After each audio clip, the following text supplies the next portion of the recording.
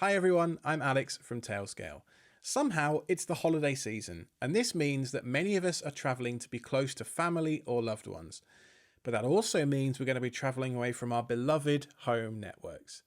Tailscale can be a real help on the road, and travelling to familiar and faraway places can be an opportunity to set up connections that can come in handy for the rest of the year. In those cases, though, you might want to consider a little bit of preparation. And so that's exactly what we're going to do in today's video. Today, we're sharing a few of our suggestions for Tailscale users headed out from home in the next few weeks. And even though I've got that fancy festive Yule log burning away back there, I think you'll find that some of these tips apply year round too. So the first thing I want to cover with you today is setting up an exit node and Tailscale SSH at home. Before you leave the house, it's a good time to set up a spare computer or a device like a Raspberry Pi or even an Apple TV to work as an exit node.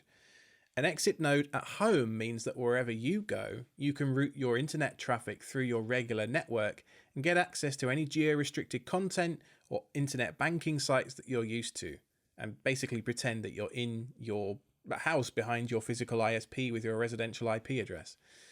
It can also come in handy whilst travelling and connecting through unfamiliar and sometimes less than salubrious Wi-Fi connections in airports and hotels.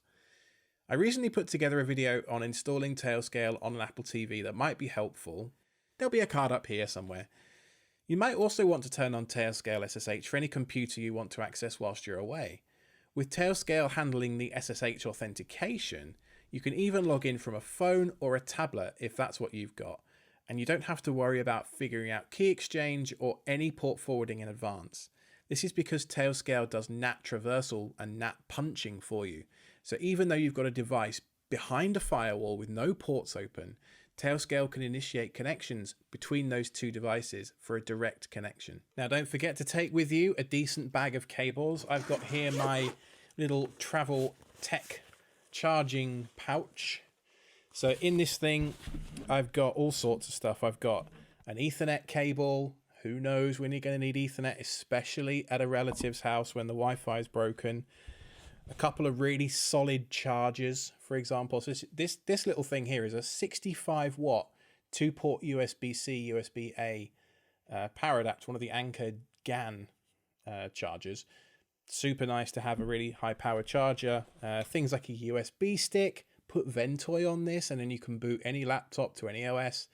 Top tip would be to put netboot.xyz on top of Ventoy, and then you can netboot any ISO that netboot.xyz supports.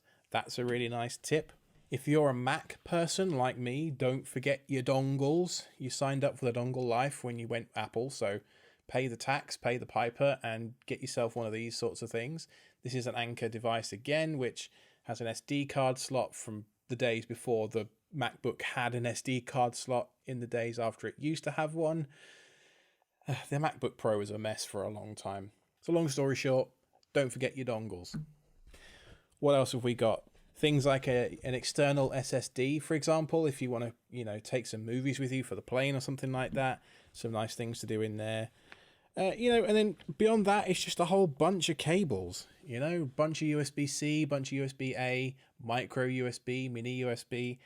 You never know what old stuff you're going to find in the bottom of a drawer at a relative's house that you think, if only I'd brought this specific cable, I could be importing VHS tapes like nobody's business. Now, up until a few weeks ago, when I left my own travel router in my hotel room, and the hotel told me it was going to cost me double what the device was worth to ship it back to me, I was a big fan of the GL iNet travel routers. These are low-power devices that run OpenWRT underneath. You can install Tailscale on these devices, so that means you could access this travel router and deploy it at a relative's house, for example, and then connect to it remotely as if it's any other node on your tailnet and connect to any of the WAN or LAN resources connected to that router. These things can be found on Amazon for anywhere up from $30 all the way up to $130, depending on the spec you go for. They're about the size of a deck of cards, although some of the new ones are starting to get a little bit big, just the nature of physics and dissipating that much heat from some of the faster Wi-Fi protocols. But if you're in need of a small little switch or something at a relative's house, or, I did mention the Ethernet cables, you never know. You never know. Now let's also think about what you can set up at your destination. If you're going to visit family out of town, this could be the perfect opportunity to install an off-site tailscale node. You could drop a small NAS box, for example, for remote backups to help keep your data safe in the event of some physical disruption at home. So, for example, you could take a Raspberry Pi and you could connect a USB hard drive to that thing and then pre-seed the data in your house, get on the plane, get on the train, drive to your destination, drop that box in the remote house, and you don't have to upload the multiple terabytes worth of data over the internet. You've already done the hard work, the initial replication, before you left the house. You could also set up another small computer that could serve as a second exit node, for example. Something like an Apple TV is a great choice for this because it's low powered and stays on no matter what. Tailscale continues to work even when the Apple TV is in low power mode as well. So it's one of those devices that you can just throw in the entertainment center and never think about it again. And it's always going to be connected to your tailnet. You could also log in with Tailscale on these devices yourself. Or if your family wants to set up a tailnet, they could log in and then share those nodes using node sharing over Tailscale with you. And last by no means least, let's talk about PiKVM. This is an absolute gem of a project. Now, a good buddy of mine, Techno Tim, did a video where he shows you how to control 4 different physical servers using one Raspberry Pi. This uses a breakout board to connect those devices together with an HDMI matrix splitter. I also wrote a blog post. I'll put a link to that down in the description down below if you'd like to know the parts to buy to do that. But the nice thing about the PiKVM is that it uses a low cost, well, sort of, device like the Raspberry Pi, and then does an HDMI capture of any physical server as if you're sat in front of it. So this allows you to do remote control even though you're not physically in the building. And the real magic part is if you use something like Tailscale Funnel on that device, you can get a full-on TLS certificate baked right into the device using Tailscale and then have that PiKVM appear on your tailnet just like any other Tailscale node.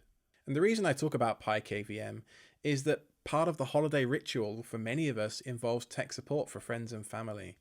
It can be quite tough to debug these issues remotely, and so they wait until we've got physical access and it eats up precious time together. Well, PiKVM solves that. It's as if we're physically there, and then we can use Tailscale on our PiKVM or as an exit node. But there's also another thing we haven't talked about yet, and that is subnet routers. Maybe you want to plan about setting up a subnet router at the family home so you can connect remotely to whatever devices they have set up on their Wi-Fi, whether they have Tailscale installed or not. We all know printers are totally 100% reliable, right? Yes, I thought so. So for example, you could set up a PiKVM to allow full low-level access to a machine remotely, and that includes the BIOS, by the way, and USB inputs using the USB splitter I talked about. And because it's running on Tailscale, you don't have to worry about opening a port and talking family members through, UPnP or port forwarding or any of that kind of stuff. Perhaps it's not altogether surprising that Tailscale, which is a tool for building small, trusted human-scale networks, has so many applications at a moment when people bring their human networks together physically. No matter how far you or your packets are traveling, we hope that you've enjoyed today's video. And until next time, I've been Alex from Tailscale.